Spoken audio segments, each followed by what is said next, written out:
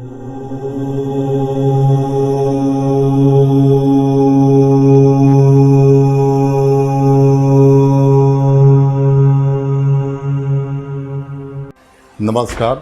कुंडली परिचय में आपका स्वागत है। आप सभी दर्शकों को मेरी तरफ से नवरात्रि की शुभकामना।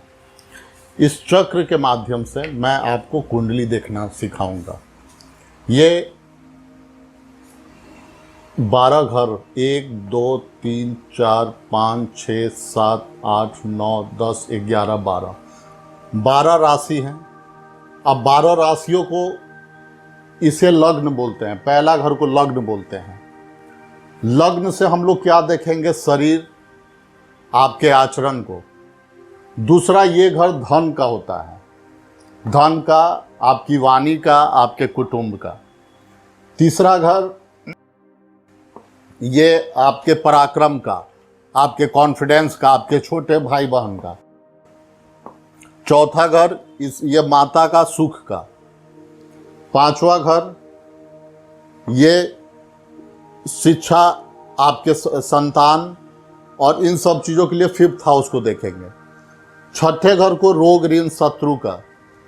सातवां घर पत्नी, व्यापार, साझेदार, इन सब चीज़ों को सातवें घर से देखेंगे। आठवें घर को मृत्यु का घर बोला जाता है। मृत्यु, डिप्रेशन, तनाव, इन सब चीज़ों को आठवें घर से। नौवां घर भाग्य का। 10वां कर्म, पिता, राज्य, सम्मान, इन सब चीज़ों के लिए 10वें घर को देखेंगे। 11वां घर आय का, लाभ का। 12वां घर व्यय का, यात्रा का, दंड का, इन सब चीज़ों का 12वें घर।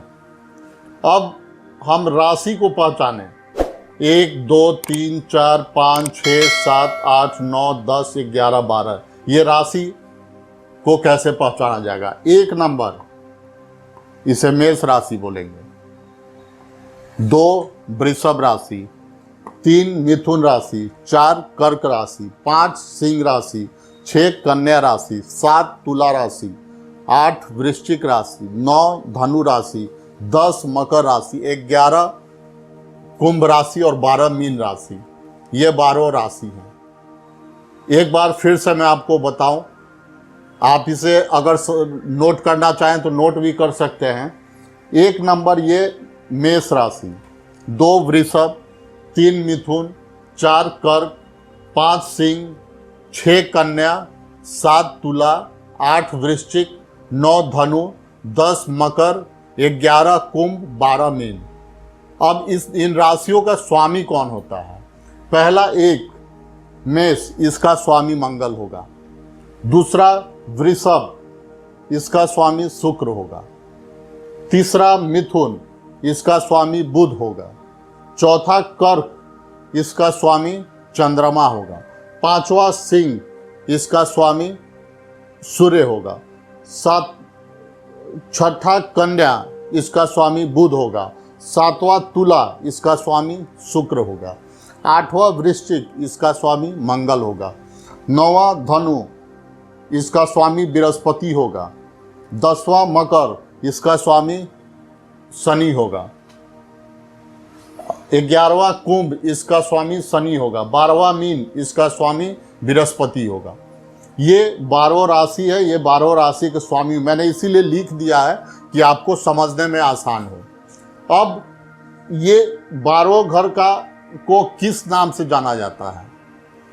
ये 1 2 3 4 5 6 7 8 9 10 11 12, ये राशि का जो नंबरिंग है, तो ये मैंने एग्जाम्पल के लिए 1 से शुरू किया है। लेकिन यहाँ अगर 2 हो जाए तो वृषभ लग्न, 3 हो जाए तो मिथुन लग्न, किसी कुंडली में 7 है तो तुला लग्न, 11 हो जाए तो कुंभ लग्न, उस हिसाब से फिर नंबरिंग होगा। वो मैंने उस समय आपको ये सब राशि को समझाने के लिए मैंने 1 नंबर से शुरू किया और आपको बताया कि ये कुंडली का ऐसे देखना है।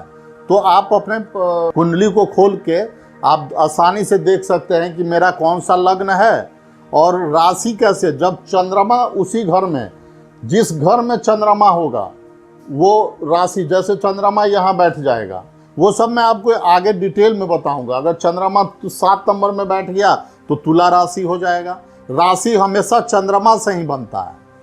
तो आप इस कुंडली को, अपने कुंडली को खोल के इसको समझे। पहला, चौथा, सातवां, 10वां इसको केंद्र बोलते हैं। पहला, चौथा, सातवां, 10वां ये केंद्र हुआ, ठीक। 5वां और 9वां को त्रिकोण बोलेंगे। 5th हाउस, 9th हाउस इसको त्रिकोण बोलेंगे। ये क्या, ये हमने बताया था कि ये संतान के लिए, एजुकेशन के लिए, ये भाग्य के लिए, ये त्रिकोण हाउस हुआ। दूसरा और 8वां ये मारक स्थान भी होता है।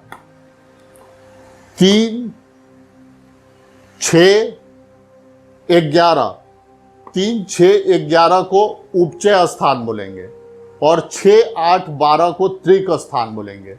ये 6ठा, 8वां, 12वां घर जो होता है, ये हाउस बहुत मतलब परेशानी देने के लिए, आपकी कुंडली में क्या परेशानी है, इन हाउस से ही उसको देखा जाएगा। ये सबसे अच्छा होता है त्रिकोण, और ये केंद्र भी अच्छा होता है। आगे मैं आपको कौन सा ग्रह उच्च का कहाँ होगा, कहाँ नीच का होगा, इसकी दृष्टि क्या होगी, और इन सब चीज़ों को आगे एपिसोड में मैं क्लियर करूंगा। उसके बाद कुंडली विश्लेषण का कार्यक्रम भी चलेगा। कई दर्शकों का कुंडली है जिन्हें विश्लेषण करना है, वो मैं आपको विश्लेषण करके उस तरीके से, कई तरह के योग हैं कुंडली में, उस योग को भी मैं आपको समझाऊंगा।